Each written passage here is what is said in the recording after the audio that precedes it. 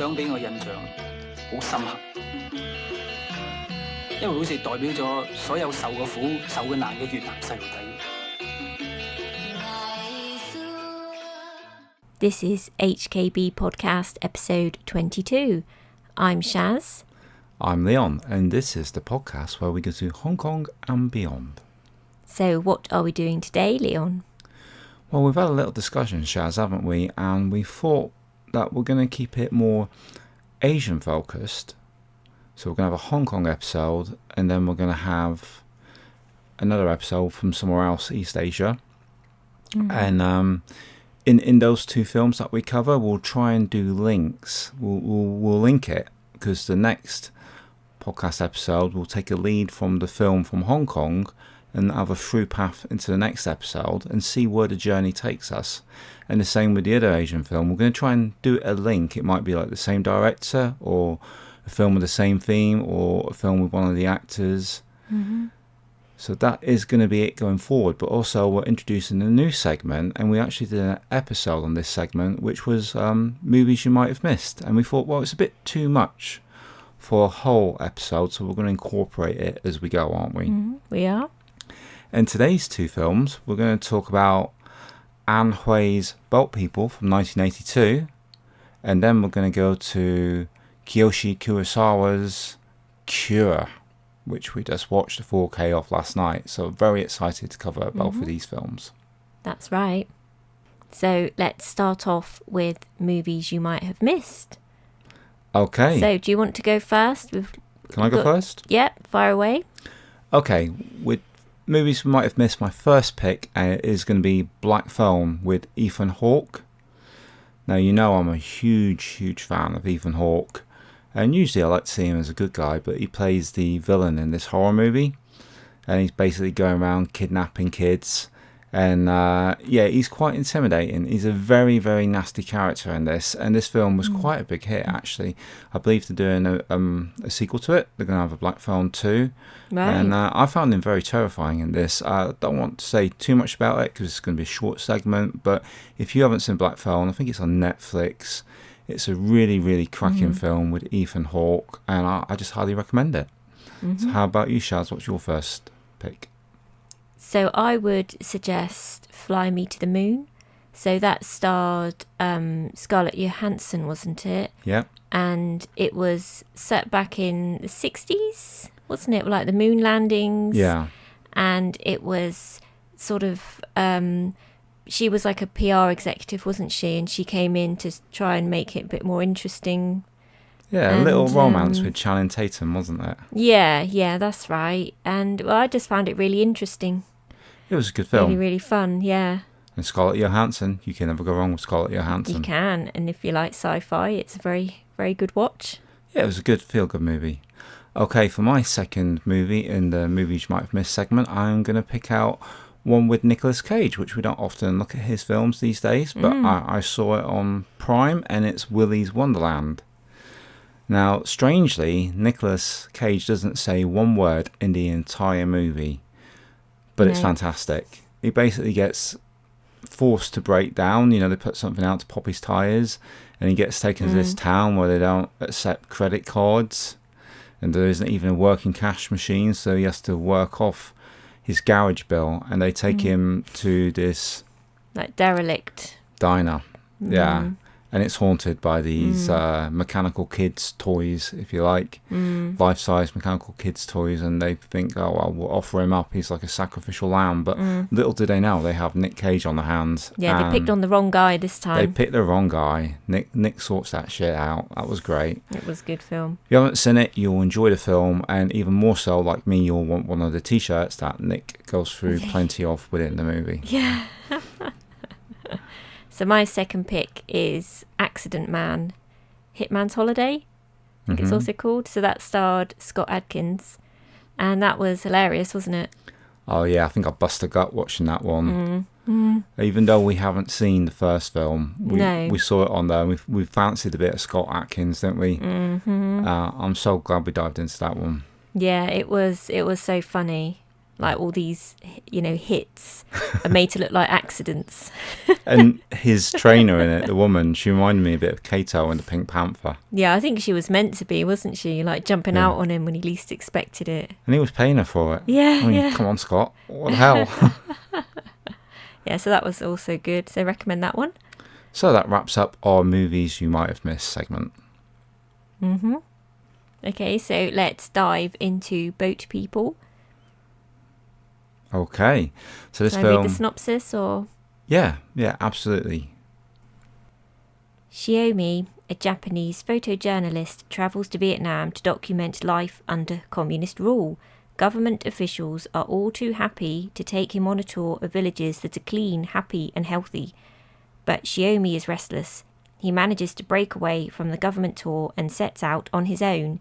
He meets Cam, a young boy, and a villager's mistress, who become his guides to the Vietnam the government doesn't want anyone to see. So, initial thoughts on this film, Shaz. What are your initial thoughts? What do you feel about this film? I mean, it's not really my thing. It was a bit depressing, a bit, feeling of war, which I don't know, I can't really describe it, but I mean, it's not like I didn't enjoy it, I did, but it wouldn't be my first pick. Okay. That's my thoughts. What about yours? That's fair. For me, I really did enjoy this one. I like Han Hui's films, and to see George Lam in a more serious performance like this, because he's often thought of as more of a comedic actor. Yeah, he is, isn't he? As well as being a pop superstar. And I thought the performances were excellent. I thought the story was really good. Even it was a little politically charged. I think it was mainly a drama, and I do like my dramas, and some of these post-war ones I do have an affinity for. The way it was filmed, the camera angles, the way the story was told, it just seemed like it was breaking new ground. If you think like 1982 Hong Kong, and then you look at like all the kung fu movies and all the other types of Hong Kong movies, it feels like it's in another world entirely. It does. That's why it didn't really feel like a Hong Kong film to me. But as you say, back then they didn't really do films like this, did they? They didn't really do a serious... No, well, this is part of the Hong Kong New Wave. Yes. And I think that term is thrown about quite lightly, and people probably have their own ideas, interpretations of what the Hong Kong New Wave is. I know I have my preconceived ideas and always have had, and when you actually look it up, it's actually not that far from what you think. It kind of is as it sounds. So I've got a little overview here from Google about Hong Kong New Wave, so we can clear it up for those that aren't certain what it is. The Hong Kong New Wave refers to a film movement that emerged in the late 1970s Hong Kong cinema, where young filmmakers like Choi Hock, An Hui and Patrick Tam challenged the established formulaic style of Hong Kong films by incorporating Western cinematic techniques, exploring social issues and portraying a more realistic depiction of urban life in Hong Kong, often utilising new technologies and on-location filming methods, essentially bringing a fresh perspective to the local film industry. And we have some key points about Hong Kong New Wave. Directors, prominent figures were Choi Hock, An Hui and Patrick Tam, and later Wong Kar-wai. The aesthetic, a blend of Eastern and Western filmmaking styles with emphasis on realistic portrayals of Hong Kong life, social commentary and modern editing techniques. Impact, the movement significantly elevated the quality and artistic merit of Hong Kong cinema, gaining international recognition. Would you say it's fair to say that all applies to this movie? I would say so, yeah. Would you? I do, and I always kind of think of the Hong Kong New Wave as a new style of filmmaking, hence the New Wave. So it's not too far off that. That gets into the nitty gritty and really fleshes it out. Yeah. And I do like that you have all these films, because as well as having all the fun side of Hong Kong, which we both dearly love, we both dearly love the kung fu and all the nonsense comedy and all the rest of it, and we would never put that down. But then you find little films like this that were made back then, but they don't feel like they were made back then because they feel so much more elevated. Yeah. And yeah, I guess you could say it felt like maybe it was made in the 90s. Yeah. It feels newer. And when you think it was, they started scripting it in 1978. Oh, yeah. They had to rewrite it a few times, didn't they? I believe so, yeah. It's interesting to think that you had a Hong Kong film that was being scripted and rewritten, because a lot of the films that they made back then were just like guerrilla filmmaking. It was just done... Yeah, straight away. Straight away, yeah. Here's your lines, go and do it. Go and do it. Oh, no, we'll change that. We don't like that. Oh, where's the story going now? I'll tell you tomorrow. Yeah. But that is definitely not the case with this. You No. can feel... There's a lot of preparation for it. And they said, because when you watch it, it's called Boat People, but it's all set on land, really, isn't it? Yeah. And we were a bit confused after watching it, but then we watched some of the, information on the disc, the interviews, and it explains that it was originally written mostly on boat, wasn't it? It was, yeah. And then it was rewritten because they felt it would be told better on land. Yeah, it's like a prelude, really, isn't it, to the boat before people. they actually get on the boats. Yeah. And I think also, he mentioned that if they'd gone with the original story, it might have destroyed Anne Hui's film career before it went, because it was a little bit too topical, maybe. Yeah. But yeah, I really do enjoy the actors in this. I think George Lam, for me, is one of the best performances I've ever seen out of him as the photographer, the Japanese photographer. I really thought... Did you think he was good? I mean, I really did genuinely think he was brilliant. I love George Lam in this. The only thing I thought was he was a bit overly click happy with his camera. Yeah, he was clicking that camera like it was a John Woo gun. Like, they never run out of bullets. Yeah. It's like that film. He's got endless film in his camera. It's like 100 meters worth of film in there. It's like, really? He's not changed the film once. So Bless. But yeah, I did enjoy him, and he's just such a nice actor, isn't he? He is. It's very warming to see him on the screen. And doing a serious role to show he can do more than just the great comedies. He can, and the way he got involved with that family, especially the young girl who was played by Susan Ma. Yeah. I really enjoyed the relationship between the two of them. Yeah. I wasn't quite sure where they were going with it originally, because she's supposed to be about 14 in the film. Yeah. And she has two brothers and a mum who is a prostitute. So you're seeing a little bit of a seedy side of life. So you're not 100% sure where it's going to go. There is a scene, isn't there, where she wants to go back to his room. Yeah. And she starts getting ready to get into his bed and says, "Oh, I can wash my feet, if you like."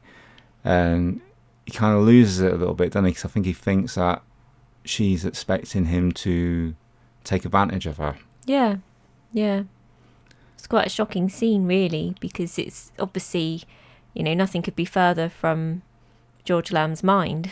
Yeah. He sees her as a little kid, doesn't he? Yeah, He's not got any idea of that sort of thing. No, he doesn't have any... He's just trying to look out for her and try and improve her life. I know. Her and her family. And it kind of disturbs him. Maybe she thinks that's the payment for doing that. Maybe, and she's quite accepting of it. She's not hostile towards him at all. No. She was really quite happy likes him. to go along with, wherever the path took her. Yeah. And that's part of the sadness of it. It's not like overly melodramatic. No, it isn't. It's just comes forth naturally from the situation. Yeah. Then we have Cora Mao as well, who works in the bar, which I think that was filmed in a different location on the set, wasn't it? Yes, all it did those say scenes. that, yeah. And apparently Anne Hui at the time wasn't too keen on Cora, which made me laugh, because I always think she's like a really good actress. I've seen her before with Chow Yun-fat in films. I think Love in a Fallen City was Cora Mao. I'd have to check it up. I could be talking nonsense, but I think that was her and him. But she is a good actress. And who is it that she's rather fond of in this film? A very young, fresh-faced Andy actor. Lau? Yeah. It was strange to see him in this, because obviously he'd been around, but this is really early Andy Lau. And for some reason, I don't expect to see really early Andy Lau in films of this calibre. No, I guess. They wanted Chow Yun-fat, didn't they? Apparently Anne Hui was begging Chow Yun-fat, and he was just leaning against the wall, smoking a cigarette and not saying anything, so she knew that she wasn't going to get him. I find that quite funny. I could just picture Chow looking at her like, yeah, you can't afford me. Yeah, but it's not that much of a come down, is it? It's not. I mean, either Chow Yun-fat or Andy Lau, you can't go wrong, can you? You can't go wrong now. I mean, both fantastic actors, I Yeah. guess. I don't think even Chow Yun-fat wasn't established back then. So Right. he'd already done a film with An Hui, which is the story of Wu Wei, which is part of Right. this war trilogy that she did, if you like. Yeah, we didn't realise that, did we? Well, I certainly didn't. I mean, I'd I'd heard of that it. film. Yeah, I'd heard of it. But I can't name you the third one. But it was mentioned, so we'll look it up. Yeah, I think it was the first one. Yeah, And this one, Boat People, is the last one, I think. And then The Story of Rouvette is the middle one. that's right, yeah. Yeah. So maybe that's where we'll go with the next podcast episode, the story of Wuvette. I can look it up. Yeah, we've had it for years, haven't Yeah. we? And yeah, it will be a good through line for the podcast to go there. And then we've already covered one An Hui film on the podcast, which was one that we did for the Halloween season, Visible Secrets, which was released by Radiance Films. So to explore her filmography a little bit further would be really, really good. The Boy from Vietnam. That was the other one. Yeah. Did she say that was part of like a TV series or something? But Oh, maybe. film length. Maybe, yeah. I think she mentioned something like that. Yeah. Interesting. So going a bit beyond the film, Shaz, Yeah. we looked at some of the extras on the Criterion release that we have.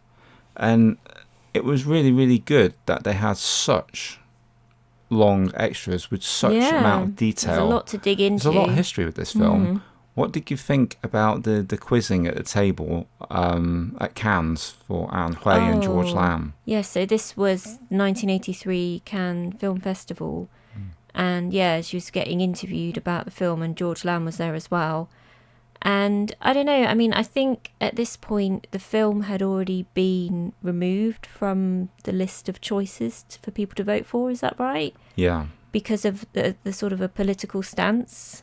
Yeah, France had a political alignment with Vietnam, didn't they? Yeah, and so because I guess it must have ruffled a few feathers, it got removed from that. But then they still ended up doing this interview with An Hui and George Lam. And I mean, it felt like a bit of an interrogation. It was pretty awkward. And some of the questions, I mean, I don't know, were the questions set up? They had different people asking them, but they all felt like, well, how much was, you know, say China involved in this? It felt like they were trying to get some sort of political answer to create something more than it was. Yeah, it did feel like they're trying to trip him up a little bit. Yeah, trying to get her to admit to something they wanted her to admit to, which obviously... But George Lam, he was cool, wasn't he? Oh, he was great. I really felt like he was really sticking up for the film and what they'd done. Yeah. With his answers, like, oh, why were you picked or something? That was hysterical. To play a Japanese actor, and he said, oh, because I look the most like a Japanese person and I'm the cheapest. I like it. It was brilliant. No messing around, cut straight through the chase. This is how it is. Thank goodness for that little moment of lightness in that interview. Yeah, we needed that bit of brevity. Pretty harsh. And he was like basically saying, wasn't he, I've seen the film, you can watch it just for the drama. It wasn't made just for a political message. It wasn't a political message. It was just a film telling the story of people leaving a country. Because I think it's based on that Hong Kong had a lot of Vietnamese refugees. So I guess it was trying to trace their backstory. So I don't believe, like Anne said in the interview, there wasn't any sort of political reason for the film. It was just telling the story of what they'd heard about. Yeah. And I think it succeeds on that level. Now, if we break away from the politics for a little bit, and because we love film and we love dissecting and looking at the way it's made, things I would say about this one that I liked was you had a big cast in there. There's a big scene at the beginning with tanks, and you got People's Army or something. I think there was 400 extras from there, and then 200 extras for the 6 crowd. Tanks. People running all over the place. George Lam getting as many photographs of the tank. He nearly got run over at one point, didn't he? I know. I was a bit worried for him. But the shots that they're making, there's some crane shots, there's some mounted shots. You got shots from low down, below. You got like a montage of shots, you know, the end scene. I don't think we'll spoil this one. I think this is a film not to spoil. No, absolutely. But it was more than... I mean, when the extras that we've seen, they discussed some of the filming techniques. Again, maybe it was some of this new wave, you know, coming through. But there was some really like well thought out angles, and it just makes the film that bit more interesting, doesn't it? It does. I think it does. And I can appreciate, like, it's not your cup of tea, but I like that you still appreciate what they bring to the table with this film. Should we move on to whether we, you know, our last thoughts on this and whether we'd recommend it or not? And I'm going to let you go first, Shaz. For a piece of art, you know, for a bit of new wave at the time, I think it would be really interesting to people. I mean, but like I said, and I know not all films can be light and fluffy, but it is quite a dark film. It is quite depressing. So I don't know, I'm probably not the best person to recommend it, but it is a very well put together film and the story is good. It's just not 100% what I would pick out of the films on the shelf. I wouldn't have picked that one, but that's just me. That's fair dues. How many stars would you give it out of 5? Well, like I say, for the art, probably 4 out of 5. Oh, that's because pretty good. it is a very well made film and it is interesting. Okay, well that's fine. As for myself, as you guys will probably guess, I 100% recommend this. I think if you're into Hong Kong cinema, that this is probably an essential film to watch. I think Anne Hui is one of those directors that you should seek out and watch all of her work, or as much of it as you can get your hands on. I'm really impressed by her, the way she holds herself, the way she comes across in interviews. When she was talking with Stanley Kwan. Yeah, that interview, that discussion is great, isn't it? Yeah, it was a bit of mutual respect there, wasn't there? And we love Stanley Kwan as director too. So to hear the interplay between them and the way was really nice. Was really good. They were remembering things and discussing things that happened, and it was just so lovely. It was lovely. Yeah. And I think these are icons of Hong Kong cinema. Yeah. And if you want to see George Lam in something different, definitely watch this. And watch that interview he did in Cannes. Yeah. And if you're not familiar with Season Mars, well, this is a great film to introduce you to her. Really talented people in this. Yeah. It is a great film. I would, like Shaz, would give it 4 stars. And I would definitely recommend picking up the Criterion release. Yeah, so much on it, as we've said. Yeah, it's just very good release. Yeah, and there's some bits on there about Anne Hui as well, isn't there? There about is. her life, but we've not watched those yet. We've not watched. We will do. Yeah, looks very good actually. 2 hour long, one of them, isn't it? Yeah, so enjoy sitting back, not having to think about reviews or anything for that one. Just sit back, let it wash over us, and absorb it. Right, I guess that's it for part 1. Shaz, are you ready to take a break? Yep, let's get ready for the next one. And we'll be back shortly after the trailer for Kiyoshi Kurosawa's Cure. 催眠術っていうのあるよな。催眠暗示か。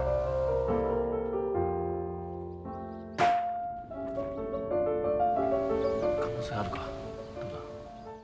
Okay, so we're back from just catching up on a few more extras from Cure. And here we have a brief synopsis from IMDb.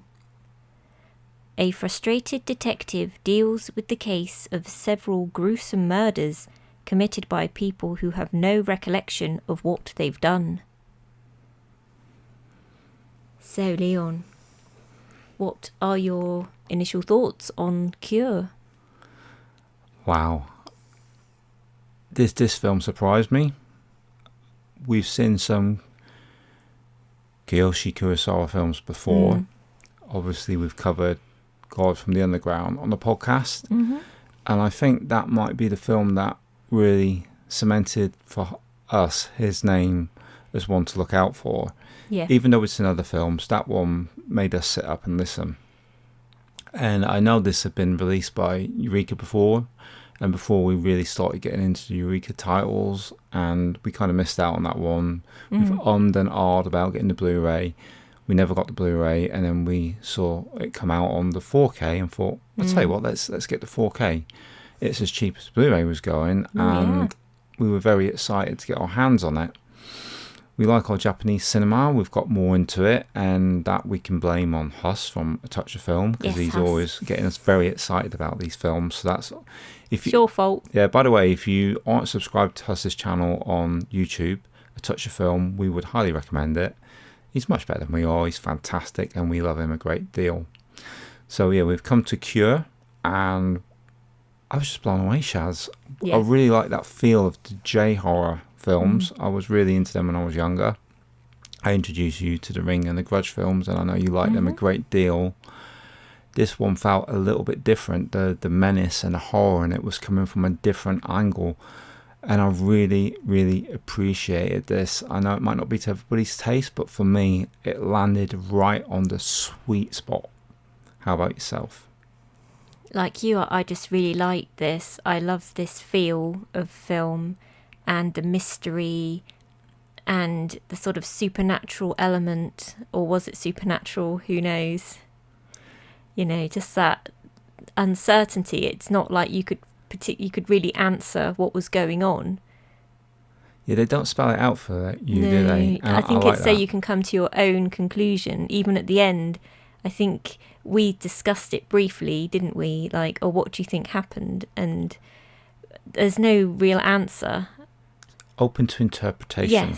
Yes, so you can make of it what you want yourself. And sometimes I think that's nice that the directors leave you that choice to come up with your own theory.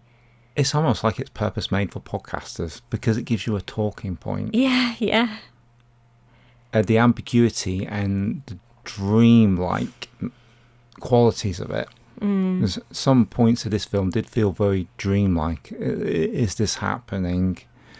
Is this in his mind?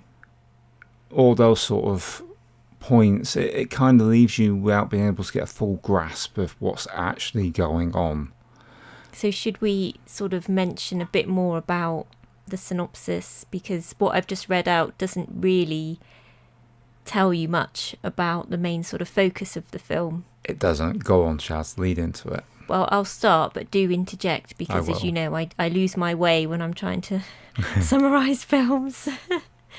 So it's really focuses on one character, one man who seems to have amnesia, and after people come into contact with him, these people then just randomly kill somebody. And it's so the detective who... Shall we mention the detective? Yeah, the detective is Takabe, played by Koji Yakusho. Yes. And the mysterious man who eventually they find out he is Mamiya, and he is played by Masato Hagiwara, if I've said that correctly. And it's very interesting, the detective trying to piece together what's going on and them trying to find a link to these murders, because we don't want to give too much away, but there is something that links all the murders together that they think it would be like a serial killer. Apart from it can't be, because it's all different people committing the murders. I could imagine this case, if it was presented to some real detectives, would be a complete head screw. I mean, how would you get to grasp with it? There doesn't seem to be any reason, sense or logic to the murders. No. There's no real direct through line that you would look for with the patterns of a serial killer. No. And as soon as you realise it's many different people committing these murders, how can you piece that together? You can. It's so palpable how frustrated not only the lead detective but the entire force. And you get frustrated just listening to the conversation with the man that can't remember what he said in the last sentence to you. Yeah. But in an odd way, it's really menacing. Like, is he doing that on purpose? You know, part of me felt like, although everybody's interpreted it as he can't remember, I'm like, is he playing up to that a little bit too? I know he's supposed to be this empty vessel, but is it part of his thing? Is it His part plan. of his schlock, you know? Is it his way of getting inside?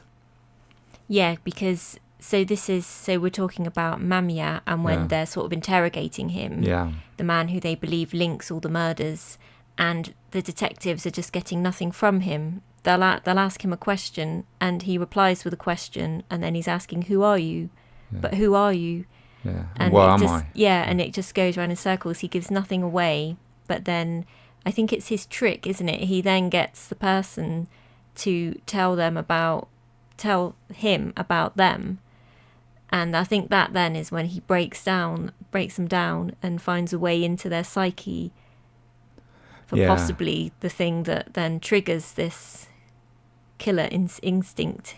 Yeah, it brings out the deep darkness hidden within that person. And I just find it's a really interesting topic, the whole way that it's implied, say again implied, because it's not really, you don't get a definite answer, but is it some sort of hypnosis or some just like suggestion? If get someone into a state of being mesmerised by a flame or running water, he's able to get through to their psyche to implant this seed. I like that because it makes you very nervous of everything. And you don't want anyone to talk to this character, Mamiya. You don't want the detective to spend a long time with him because you're thinking, no, you're afraid he'll end up making you a murderer. No, don't talk to him. It's fear of consequences that stems the horror of this film. What will happen if? Please don't do that. Please get away from. Yeah. It causes internal anxiety that's quite, almost in a way, exhausting. I wanted to throw a cushion at the TV. I'm glad you didn't. Stop it! No, thought better not. Yeah. And it wouldn't work if the performances from those two leads weren't as good as they were. No, they were brilliant. Brilliant performances. And you were talking about the hypnosis or the possible hypnosis, which it felt like every time he lit his lighter. It's like, look at the flame. Look at the flame, hear my voice. Well, he didn't say that, but he that's didn't. What he felt. But that's, everybody's familiar with that from popular culture. So you automatically go there to think of that. And they did talk about Mesmer, and they talked about Mesmer as though he was a character. But is that not like mesmerising? That's or what, mesmerisation? That's what I'm thinking. Yeah. Was there a character called Mesmer, or is it just a mesmerisation as in the type of magic or power suggestion that he's using? Because they did look at another character within the film, and they shown some old footage, didn't they? And I'm like, yes, well, that was very spooky. That put me in mind of The Ring, but this was before The Ring, wasn't it? It was before The Ring. And we do find out actually quite a bit about J-horror on the extras on this disc, which is a little aside. But what was the first one that they mentioned? I want to say Sweet Home. That's not it, is it? It's something of horror. Oh gosh, I can't remember. But yeah, it is interesting that it started so early. Yeah. And because most people think of The Ring as being where J-horror started. Yeah. But it did start before that. And we also get a lot of talk of V cinema as well. Yes. With the direct-to-cinema films. I think that might have been the starting base for the J-horror would have been V cinema. Which, if people aren't familiar with V cinema, it's a direct-to-video movies that was a large part of the Japanese film market. Mm-hmm. Have you got it?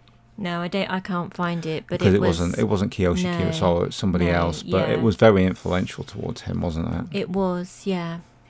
So Leon, what did you think about how the film was made and like the locations? It kind of confused me at first because when I think of Tokyo, I think of this like vibrant, really clean city that looks almost picture perfect. And I didn't put my finger on it. I was watching it and there was a lot of buildings that looked in poor condition, a bit dilapidated. Yeah. You know, a bit of dirt, moss, mildew, all that sort of thing on these buildings. They look a little bit knackered, for the want of a better word. Yeah. But boy, I thought that was really interesting. And I like some of the way they film things, like through windows. Yes. Etc. I think I know the bit you mean, like filming a hospital and you could see 2 stories from outside through the windows and you could see people on each floor like walking down the corridor. Yeah. That was interesting. I think the way he frames the action of what's going on, it's pretty great storytelling. You know, it really draws you in. You mentioned about the one scene with one of the murders Oh, outside. Yeah. Yeah. Yeah, so It was just one angle, the whole scene. I mean, it wasn't a long scene, but the whole scene played out from afar. It felt like you were the other side of the road, focusing on the pavement, the other side, and everything that happened, there was no close-ups, there was no zoom in. You were just stationary, witnessing the whole few minutes, and I just found that really interesting, because quite often you would zoom in on one actor's face, and then maybe the others, and then a close-up of this, that, and the other. It was just quite interesting, I thought, to do it that way. It felt very voyeuristic. Yeah, like as if maybe you were a passerby and you just happened to just be watching Yeah. from across the road. Which made it feel a bit more real and was a bit more chilling and a bit more horrific at the whole calmness of it. Yes. There was like no anger. It was just, I'm doing this. And therefore there was no warning. And you're thinking, oh my God, this is how easily a murder can be committed. This is how easily somebody can get killed. And if there's no warning, there's no expectation, well, that's it. It's game over, man. And yeah, you just never know who, when, where, and definitely not why. Yeah. This is true. And I found that it just felt unsettling. I think that's a perfect word for this film. It's very, very unsettling. And you're on edge the whole time. You can't really relax into the story because you don't know, like you just said, you don't know what's coming next. No, absolutely. You don't know what's coming next. And I think that's part of the appeal of this film. That and trying to make sense of where it goes. Can we put up a spoiler alert? We sure can.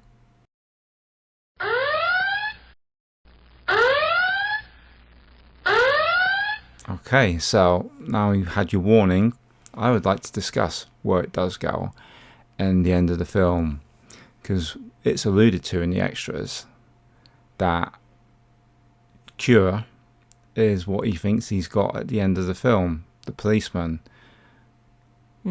Was that how you felt about it? Because I had a slightly different take on it, watching it myself. What the cure, what it actually was, if there was one. Yeah. Yeah, again, I think this is subjective because the policeman looked very relaxed in his last scene because we'd seen him in this place before, hadn't we, in an earlier scene. He hadn't eaten all of his food. You know, you just got the feeling that he wasn't happy. But here, right at the end of the film, he's in the same restaurant. He's completely finished his food. It's an empty plate. And he's having a smoke. And he looks relaxed. So I feel like he feels he's solved the mystery because of what? Can we mention what happens? Yeah, go ahead. So because he has killed Mamiya. But again, I don't know where I'm going with this because what is the cure? Has he carried out the cure by killing him, but then has the illness or the hypnotizing killer instinct been passed into him? Well, that for me was the cure. Killing him. It's like a curse that gets passed on because actually you said when he shot Mamiya, you felt like he was happy that he was out of it. Yeah. So that he had been cured because he'd been killed and he got rid of the curse. Yeah, Mamiya had been cured because he was killed. Yeah. So that was his cure, and the only way for our cop to get cured would be to get killed as well. So it's literally like a curse that passes from one person, and then that person then passes on, not necessarily the curse, but this hypnotic instinct to kill people into others. Indeed, yeah. I think that's it. It's the cure is the horror of the whole thing to me, because the only cure is death. Is death, yeah. So the cure is death. To me, the cure is death. And it's going to be ongoing. There is no end to it. And that's the true horror of it to me. Is that the only way to cure is to kill. But can we then just discuss how we think that this, say again, I don't know what to call it, this killer instinct passed on, how do we think it's being passed on? Is it the cross? The cross. the cross was one of the theories we had, wasn't it? Because Yeah. they do this cross, which we find on the walls or on the victims where they're cut across their neck. Oh yes, the murderers cut a cross into the victim sort of around their neck area, don't they? Yeah, we have like a dead monkey that's been... Well, it's more like an X than a cross. Yeah, it's been more like an X. It's been manipulated into the shape of the X. Yeah, that was a bit gross. Well, yeah, it was a bit strange, but there was more than that, wasn't there? The suggestion seemed to be from whatever hypnosis he was using. Like at one stage, he had the lighter beside him, and it seemed to be able to make it. The ceiling looked like it was glittering. Yeah, that so was it strange. felt like it was very magical. And then all of a sudden, water came through and put out the lighter, and the dripping of the water off the table onto the floor seemed to be another way to cause the hypnotic suggestion. So I was like, is that the point where he's hypnotized the cop? And I wasn't sure if that was just hypnotism, and then at the end when he does the cross, whether that's him passing on the power. So maybe if he killed him before he did the cross, if he stopped him doing the cross, maybe that would have been the cure. Yeah, maybe. Maybe if he killed him without that happening, game over. I don't know. It's certainly food for thought, isn't it? Because that earlier clip that you'd mentioned, the black and white clip, there was someone doing the cross in that, wasn't there? There was. And that Or the reminded X. me of the flashbacks in The Ring. Yeah. But obviously this was first. And another thing I didn't get was, had the policeman committed a murder? Had he killed his wife? Yeah, we don't know, do we? We don't know. We're We not sure. we saw in one dream sequence, he come home she was hung, and then she wasn't. She was talking to him. Yeah. So that was a dreamy sequence. And then there's a bit where they're in a bus together, isn't there? But right at the very end, he's in the bus himself before he gets to that barn or whatever it is where Mummy is hiding out. Yeah. And I think is the fact that he's in the bus, does that mean that he did get hypnotized and he did kill his wife and we just don't know about it? Yeah. Yes. Do you think he did or do you think he didn't?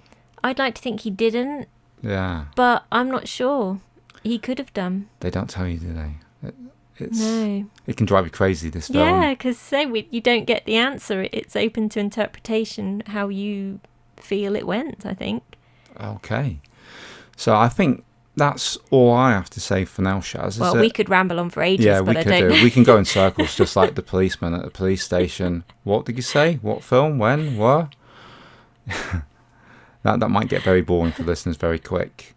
I think so. But to sum it up, would I recommend this? I would 100% recommend this to fans of like Asian cinema, especially Japanese cinema. I think Kiyoshi Kurosawa is one of the best Japanese directors. I mean, that's bold because I'm not as familiar with him as some people, but I just find myself really entranced by what we've seen. Yeah, because he also did Guard from the Underground. Is that right? And that was a director's company film. Yeah. And he also was involved with Pulse. Was Pulse, that right? yeah, he directed that one, which we like. We've got the RL Blu-ray of that. Yeah, and again, I think both those films had this same sort of feel. Yes, and we have seen another one as well, I think Journey from the Shore or something like that, which we enjoyed at the time. It's been a long time since we've seen that. But it has a very particular feel to it, and obviously a very skilled director.